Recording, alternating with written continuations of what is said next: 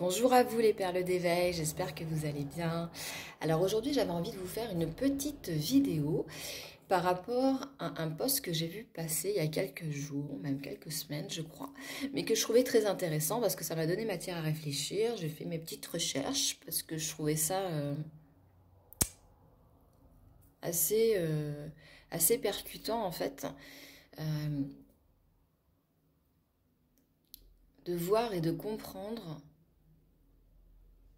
d'où ça vient.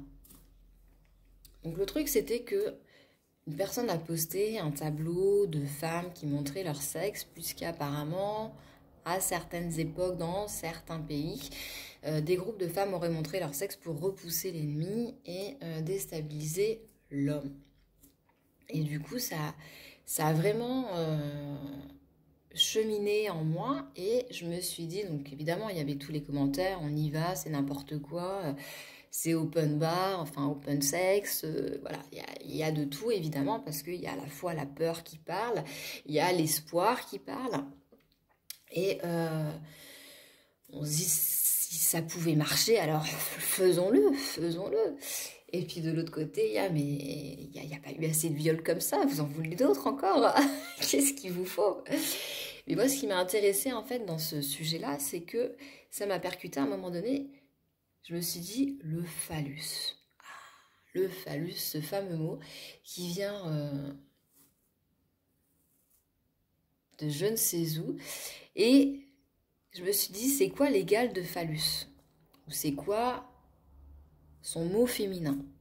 Et je me suis rendu compte qu'il n'y en avait pas. Donc déjà, phallus, pouvoir. Je me suis dit, ok, déjà il y a l'homme qui se place au-dessus par rapport à ce mot-là. Bon, évidemment, vous avez la yoni, le lingam, où là, évidemment, on est en harmonie, où là, les deux sont à la fois complémentaires et égaux. Mais ce mot de phallus, ça me dérangeait. Et du coup, je me suis dit, bah tiens, je vais rechercher quels sont les surnoms de sexe. Oui, oui, oui, je sais, j'ai des lubies comme ça. Mais je me suis dit, quels sont les surnoms de sexe que l'on donne aux hommes, au sexe de l'homme et au sexe de la femme. Et j'ai trouvé ça super intéressant de voir qu'il y avait beaucoup de surnoms qui étaient donnés au sexe de l'homme par rapport à tout ce qui montre de la force, de la violence, du combat. Tandis qu'au sexe de la femme, on va plus attribuer des noms d'animaux à poil qui puent ou alors de lieux. Voilà, c'est un terrain à conquérir ou à détruire. Voilà. Et il y avait un mot qui était très très beau pour le sexe de la femme, mais son nom à lui n'est pas joli. Ce mot signifie berceau, le berceau. Donc on imagine bien le berceau où on est bien à l'abri, un peu comme si on était dans la matrice, d'accord? Et ce mot c'est con, C-O-N. Donc là encore, on vient se prendre une petite claque, un petit taquet pour se dire non, c'est con, on va pas retourner là-dedans les gars. Hein. Déjà c'est eux qui ont fait de la merde, on vient de là. Et du coup, on a dû aller sur le champ de bataille, on a dû se faire défoncer la gueule pendant que mesdames, elles étaient à l'abri. Bon évidemment, hein, c'est quand il n'y a pas d'assaillants et que on vient pas mettre à mal les femmes, hein, on est d'accord. Mais sans s'en rendre compte, les deux ont été persécutés, les deux ont été en souffrance. Et il y a à la fois l'homme qui ne peut pas retourner et reconnecter à ce lieu comme s'il revenait au temple pour être en paix, comme s'il acceptait d'être le gardien de là où il vient, en étant connecté mais de l'extérieur. Et face à lui, donc, la femme qui maintient les portes du temple. Voilà, elle n'est pas le temple, mais elle maintient les portes. Voilà, lui, il est gardien, il est devant, il peut choisir d'entrer ou pas.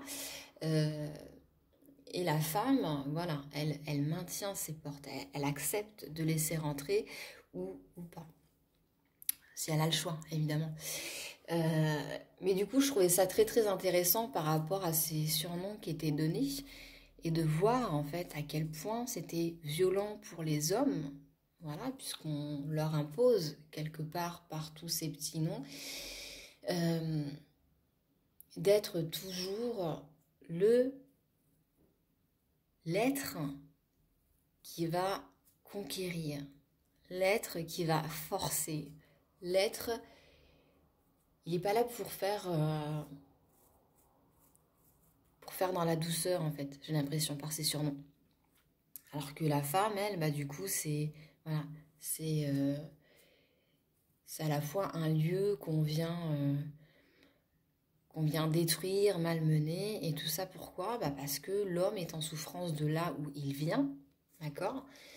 Puisqu'après on lui demande d'aller porter haut et fier dans le monde sa force, phallus. Et en quoi je trouvais ça intéressant également, bah, c'est de me dire que peu importe le nom qu'on a donné, c'est la compréhension qu'on peut avoir de cette rivalité entre les deux. Autant la femme qui se sent blessée par l'homme que l'homme qui se sent blessé par la femme. Donc forcément, l'homme se sent blessé d'avoir été projeté quelque part. Et la femme, eh bien, se sent blessée de ne pas être respectée. De ne pas être respectée de la vie qu'elle porte, de la vie qu'elle donne. Et de sa responsabilité, en fait, à être la gardienne, elle aussi, d'un temple, alors que l'homme, lui, va avoir cette possibilité de faire des allers-retours dans le monde, vers son temple. Ce ne sera pas vers le temple de sa mère, mais vers le temple de sa femme. Et ça me fait beaucoup penser, justement, à la sexualité sacrée, où tu vas pas de temple en temple, où tu restes fidèle à un temple pour honorer, pour protéger, tout comme la gardienne, elle, a à cœur de protéger ce temple, mais qui n'est pas uniquement pour elle, qui est également pour son gardien. Je le vois comme ça. Et donc si vous exposez comme ça aux yeux du monde votre sexe, vous exposez aux yeux du monde, hey, toi, homme, regarde d'où tu viens, respecte ce lieu qui n'est plus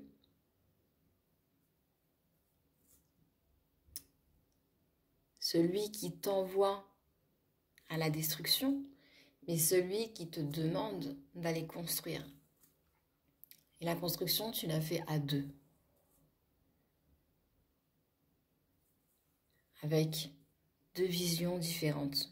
Une vision intérieure et une vision extérieure. Puisque la femme va voir ce qui se passe à l'intérieur, l'homme, lui, voit ce qui se passe à l'extérieur. C'est un peu comme si le gardien permettait à la gardienne d'aller partout dans le monde et de lui montrer ce que lui peut voir, a pu voir, quels sont les terrains qu'il a pu conquérir, si vous reparlez, enfin, si on se reconnecte à l'incarnation, donc même si nous aussi on a été des hommes à certaines époques, là je le vois vraiment comme ça, de la gardienne de son temple. Il ne demande que ça, d'avoir un gardien de son temple. Et de pouvoir à deux parcourir les différents territoires sans que ce soit une porte ouverte à tout le monde.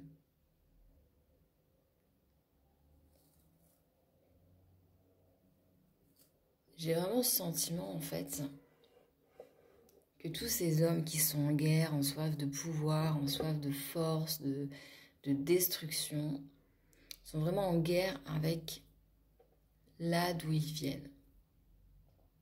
Je le porte comme ça. À partir du moment où tu essayes de détruire ce lieu, où tu ne respectes pas ce lieu et la gardienne que tu as en face de toi,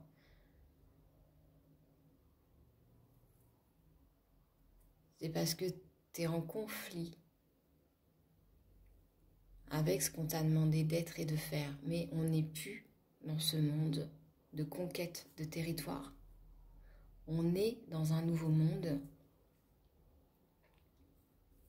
d'alliance, de rédemption. Donc oui, hein, évidemment, hein, il y a des femmes qui font du mal aux hommes. Attention. Mais là, je parle vraiment du temple par rapport au corps. Non pas dans la manipulation ou non pas dans des dérives. Et là encore, si on veut aller plus loin, tout comme l'homme a la trace de la chair à canon, et puis toi tu viens dans le monde pour aller pour aller te faire buter quoi quelque part, hein, parce que tu dois aller au front. Et bien vous avez la femme, tout pareil, qui pour ne plus être malmenée, fragile, va se mettre également en position de force. Et donc va malmener ce qui la malmène. Donc en fait les deux, l'homme comme la femme, vont se malmener mutuellement pour être sûr d'avoir le pouvoir sur l'autre.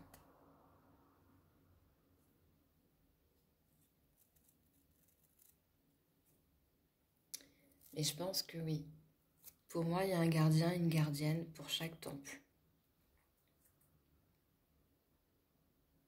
Et peu importe que tu sois le gardien ou la gardienne.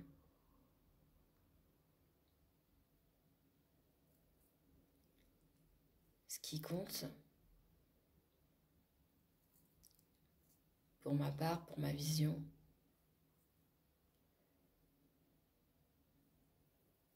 c'est que les deux puissent s'emmener à l'intérieur comme à l'extérieur. Pour les couples d'homosexuels, c'est pareil en fait. Il y en a forcément un qui est plus dans une énergie féminine et qui arrive à s'intérioriser, et l'autre qui va être plus dans l'extériorisation, sachant que les deux font le même mouvement. Mais il y en a un qui a plus de facilité à faire que l'autre. Le mouvement vers l'intérieur ou le mouvement vers l'extérieur. Et justement, en faisant l'alliance des deux, ça nous permet, avec beaucoup plus de facilité, d'aller vers l'extérieur ou d'aller vers l'intérieur. Puisque moi, je sais aller vers l'intérieur, je peux accompagner l'autre à aller vers son intérieur. Puisque l'autre sait aller vers l'extérieur, il peut m'emmener avec facilité vers l'extérieur. Et après, on se fait un échange mutuel, en fait. Je me suis encore paumée, je ne sais pas où je suis partie. Dans ma tête, c'est clair. Il y a des belles images. Quand je dis homme-femme, il y a à la fois féminin et masculin, puisque les hommes peuvent autant se faire violer que les femmes ou battre par des hommes, par des femmes, et vice-versa. Et voilà, je suis partie du sexe de l'homme et de la femme, mais on est vraiment dans l'énergie féminine, masculine, de l'intérieur et de l'extérieur. Et si l'homme veut détruire le temple, parce que peut-être il a peur d'y retourner et qu'il ne veut pas renaître à nouveau, et qu'il se dit c'est vraiment une belle et grosse connerie,